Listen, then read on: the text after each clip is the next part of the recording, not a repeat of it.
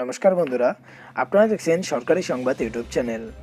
বন্ধুরা, যদি আপনি বন্ধন ব্যাংকের গ্রাহক হয়ে থাকেন, এছাড়াও যদি আপনি বন্ধন ব্যাংকে লোন নিয়ে থাকেন, আর যদি গরিব হয়ে থাকেন, আর এই লকডাউনের মধ্যে যদি আপনি ঠিকমতো খেতে পড়তে পারছেন না, তো ঋণের কিস্তিটা কিভাবে পরিশোধ করবেন, যদি এই ধরনের দুশ্চিন্তায় আপনি ভুগতেছেন, তাহলে বন্ধুরা আপনাদের জন্য কিন্তু একটা দারুণ সুখবর আছে। হ্যাঁ বন্ধুরা, অবশ্যই ভিডিওটাকে সম্পূর্ণ দেখবেন। এবার কিন্তু এটা পরিষ্কার করেই বোঝা যাবে যে আপনাদের এই লোনটাকে মকুব করা হবে কি হবে না। হ্যাঁ বন্ধুরা, যদি আপনি চান তাহলে কিন্তু এই লোনটাকে মকুব করা যেতে পারে। বন্ধুরা, যেমনটা আমরা জানি যে রিজার্ভ ব্যাংক কিন্তু 3 মাস আরও সময় বাড়িয়ে দিয়েছে, যাতে আরও 3 মাস এই লকডাউনের মধ্যে কারো কিস্তিটা না নেওয়া হয়। এটাকে বর্তমানে আগস্ট মাস পর্যন্ত করে দেওয়া হয়েছে।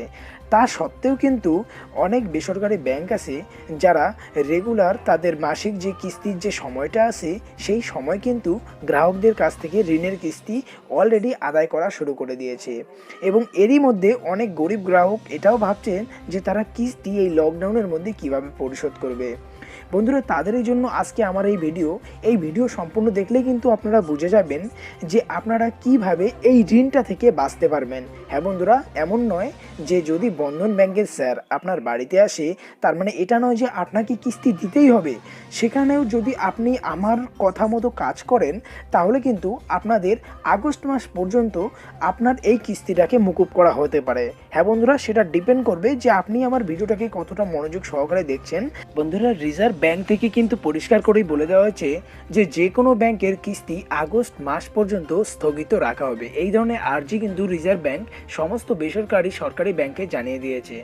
এরপরে কিন্তু কিস্তি নেবে কিনা সেটা ব্যাংকের মালিকের উপর ডিপেন্ড করবে, সেটাও কিন্তু রিজার্ভ ব্যাংক পরিষ্কার করেই বলে দিয়েছে।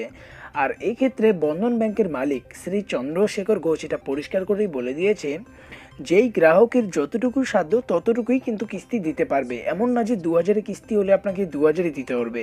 আপনি যদি সেখানে 100, 200, 500 দিতে চান, তাহলেও কিন্তু সেটাকে মকুব করা হবে। আর বন্ধুরা, এখানে আরও বলা হয়েছে যদি এবার আপনার সেই কিস্তিটা দিতেও অসুবিধা হয়, সেখানে কিন্তু একটু প্রবলেম হতে পারে।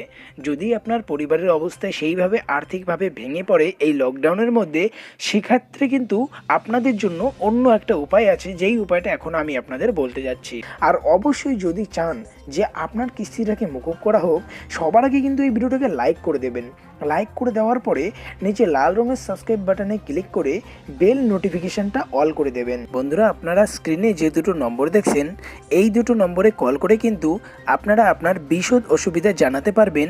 আর এখান থেকে আপনাকে এটাও বলা হবে যে আপনি যদি সেইভাবে বর্তমানে কিস্তি দিতে অক্ষম হয়ে থাকেন, তাহলে আপনি কি করবেন, সবটাই কিন্তু আপনি এখান থেকে জানতে পারবেন।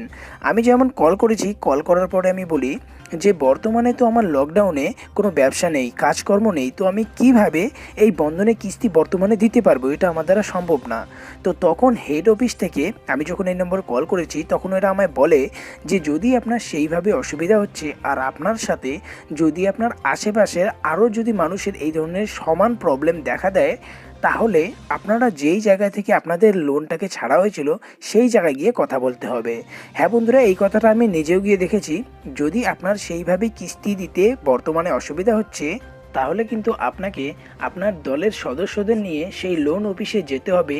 যাওয়ার পর আপনাদের অসুবিধাটাকে ভালো করে বোঝাতে হবে।